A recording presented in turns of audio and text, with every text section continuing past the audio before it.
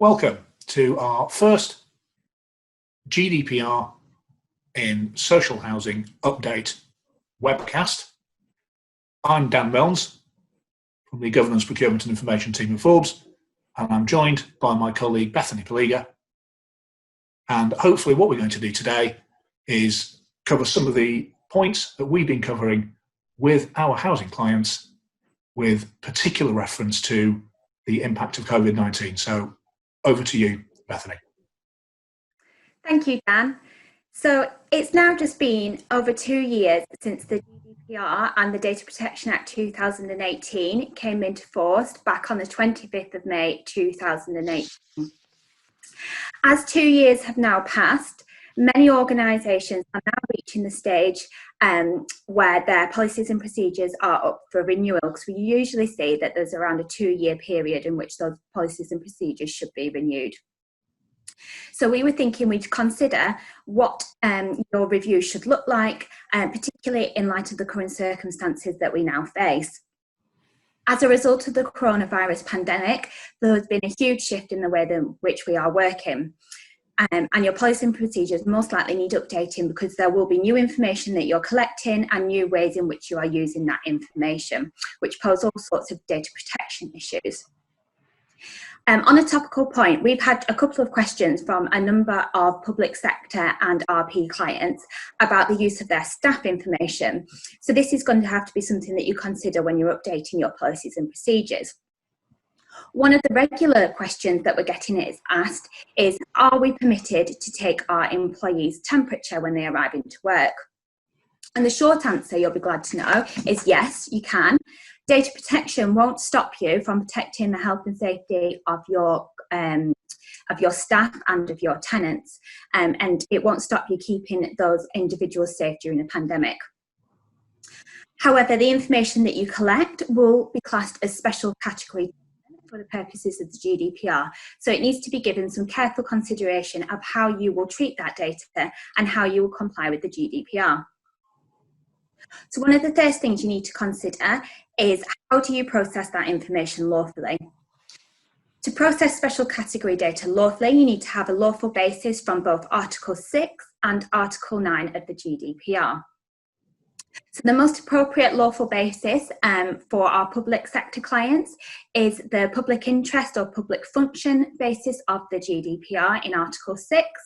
And then in Article 9 of the GDPR, there are provisions in there in relation to the field of employment, and employers' obligations in respect of health and safety can be found in Schedule 1 of the Data Protection Act. So you can satisfy the first principle of the GDPR, which is to make sure that you use information lawfully, but you need to make sure that you're complying with all the other requirements in respect of that information as well. So how long are you going to keep that data? Where's it going to be stored? Who will have access to it? And ultimately, who will you share that information in the event that one of your employees' temperature is too high? What's going to be done with that information then?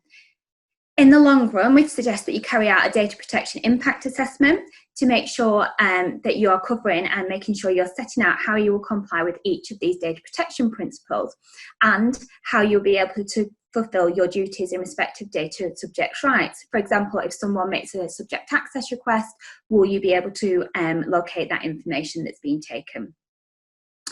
You'll also want to consider updating your privacy notices, because like I've said at the time, it was probably not envisaged that you would do this sort of workplace monitoring and testing on your employees. So have a look at your existing privacy notice. Is that covered, and do any amendments need to be made?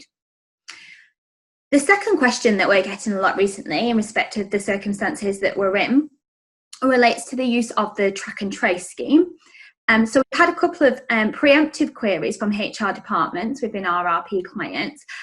What would happen if they are contacted by the track and trace scheme for details of people that the employee has come into contact with? This might be quite an unusual set of circumstances, because normally we'd expect the employee to know who they've spoken to whilst they're at work. But if this does come in, again, the answer is yes, you can use that information, you can disclose that information to track and trace. The ICO has confirmed that disclosures about employees can be made to the public health authorities in the event of them being contacted. The employee consent would not be required, but again, we consider making those updates to your privacy notices. Again, it's unlikely that your privacy notice that explains that employee information may be shared with health authorities. There may be something broader that it comes under, but like I say, there's probably an update that needs to be made there. So again, data protection shouldn't be seen as a barrier where you're trying to protect your staff and keep them safe. So that's some of the topical queries that we've covered throughout this briefing. I'm going to pass you back over to Dan, because I'm sure there are some also more general considerations that you'd also want to make when you're looking at updating your policies and procedures.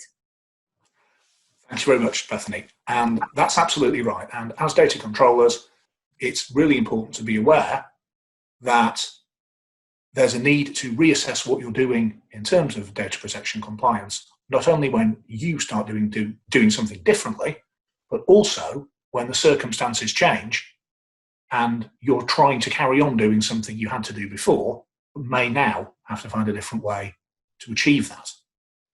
One of the questions we have encountered within our RP clients is the question about making referrals to third-party organisations. So commonly here, social services, potentially domestic violence or domestic abuse resources, and equally benefits organisations, other government departments, track and trace being one of them, as Bethany's already mentioned. The issue here that organisations are encountering is that the disruption caused by COVID-19 has meant that the usual arrangements for contacting those other organisations, making the referrals, managing the data in the process have been disrupted. Equally, with the reduced level of contact with some tenants that landlords are experiencing, then questions now arise as to how can you be sure in the current distanced working environment that you have somebody's consent before you start talking to a different organisation about that individual. As Bethany's alluded to, it's very much a matter of applying the basic principles as we have been doing since GDPR came in 2 years ago and before that under the older legislation. The first question is always, can we make this disclosure? Can we process these data in this way? Is it legal for us to do it? Do we have a permissive reason? And having the consent of the person concerned is always a good answer because it works for ordinary personal data and special category personal data, which are very likely to be involved if we're looking at health, welfare, domestic violence, that sort of thing. Same goes for criminal records information, which can also come into play if you're making a referral. What other reasons could there be if you don't necessarily have that person's consent and you don't have the means to obtain it? Well, the rules are very much the same as if you wouldn't have got the person's consent even if you had asked. What of the other lawful processing reasons can you use? For example, is it necessary as a part of the person's tenancy for you to do this in the capacity as landlord? Is it necessary in terms of protecting the health and safety or the well-being of any individuals concerned, or of supporting social care and benefits? All of those are potentially good enough reasons to make a disclosure. If there's a lawful reason to do it, the next question is, what's the right way to do it? This is where the data protection principles will come into play. So the processing you do needs to be fair, it needs to be lawful. The data you use needs to be accurate and up to date. And you need to take appropriate care of the information and make your disclosure in a suitably secure way. So potentially encrypted email rather than a fax, using the best available way of making sure that the information is only really visible to the people who need to see it. And that's the way when you're making a referral to make sure that you can satisfy the data security principle. To echo a point that Bethany made earlier, the official government guidance for those involved in safeguarding and the sharing of related information is that safeguarding is everybody's business and data protection is not a barrier to safeguarding. All you have to do is make sure you walk through those necessary steps in the GDPR in the Data Protection Act. And if you have a good reason to make that disclosure, then you can still do it, even without somebody's written consent. The next thing that is coming up at the moment are questions around data breaches and data security. And alongside having a look at the second anniversary of GDPR around policies, it's time to revisit everybody's favourite subject, data mapping, finding out what information is being held and where.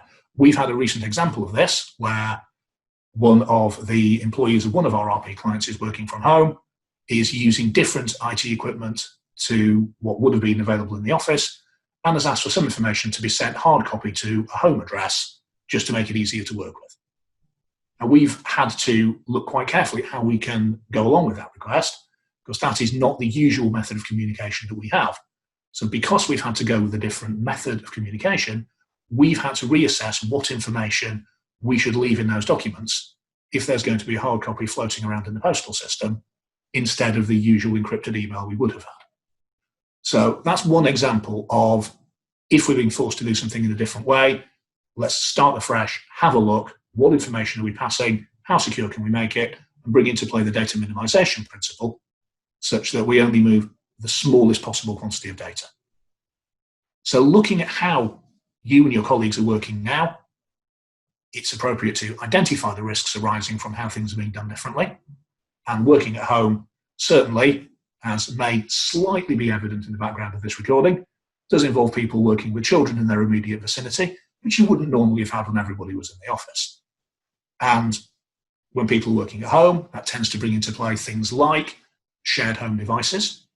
And equally, unless it's bring your child to work day, somebody's workstation in their usual office setting, it wouldn't normally be a question as to which other family members might be using it. So again, different circumstances, different questions to deal with.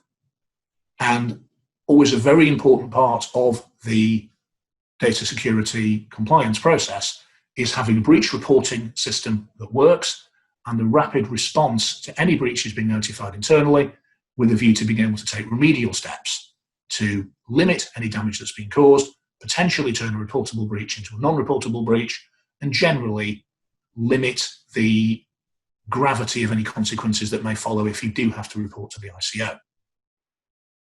We have had questions about staff members being dispersed, working from home, having less contact with line managers, less contact with their internal DPO teams. It's important to remind them what is the correct reporting method if they're working from home instead of working in the office. Is it picking up the phone? Is there an internal reporting form? Is there an email address they should be using? People who make a mistake when they're working at home might feel that if they don't tell anybody, then the mistake will stay at home and won't have any consequences at work. That is simply not how it operates with GDPR. Doesn't matter where you make the mistake. The question is, what are the consequences for the data subjects concerned? And if they're serious enough, then you will still have a reportable breach. You don't have to be wearing a shirt and tie to achieve a reportable breach. It can be done in pajamas. And I'm sure there's plenty of people managing that as we speak. So the important thing to do is make sure that your reporting and reaction system is working as well as it should be doing, and that you're not suffering any reduction in its effectiveness because the working patterns haven't changed. So with that, I'll pass you back to Bethany to wrap up this session. Thank you, Dan. Before we finalise, I've just made some quick notes while we were going through there, Dan. Just some other points that you might want to highlight when you're conducting your review, particularly in light of where we are now. We're on one popular video conferencing provider software. You may be using the same one or a different one. But it's fair to say that these use of technologies probably come through at a much quicker rate than what would usually get approved through your internal IT and DPO team. So it's important, once the dust settles and we're settling back into this new way of working, that we have a look at what software we're using, which technology we've been using to help us work from home, and just make sure it's still fit for purpose, or is there something better or more secure that ideally you'd like to be using, but didn't have the time to implement correctly. Again, one way in which this could be done is a data protection impact assessment, just to have a look, making sure that you're assessing not only only the security principle, but other data protection considerations that we've seen. We have seen a lot of video conferencing being used to record sessions, which if you weren't in the office, you wouldn't usually record a meeting. This does have additional data protection implications, and something that you need to consider how those recordings are going to be used. And then finally, having a look at your subject access procedure. Again, you need to be looking at how will you get information from your staff if they're working at home on their personal devices. Does your bring your own device policy cover that already? Or are staff storing information on their own personal devices, which for all intents and purposes you won't know existing if you conduct a search in terms of an SAR request that's made. There's also been some guidance from the Information Commissioner's Officer quite recently, clarifying the timescales for responding to requests. So previously, under the previous Data Protection Act, we were able to pause the clock while we sought clarity if the request was fraud or we weren't entirely sure what information they were searching for. The ICO's recent guidance in respect of recent case law that's come out has stated that the timeline will start as soon as you get your ID, or if that isn't required, then it will start as soon as they get the data that request. So you must continue to progress your request whilst you seek clarity for what exactly it is that they're seeking. So the request won't pause while you search for that, while you get that clarity. So that maybe just needs to update in your procedure, because that isn't necessarily the position as it was in May 2018. So that rounds up some of the points that we'd like to talk to you. These should be some of your considerations in your policy review. If you want any more detailed information about how any of these areas affect your particular setting, please don't hesitate to get in touch with myself or Dan, and we look forward to hearing from you soon. Thank you.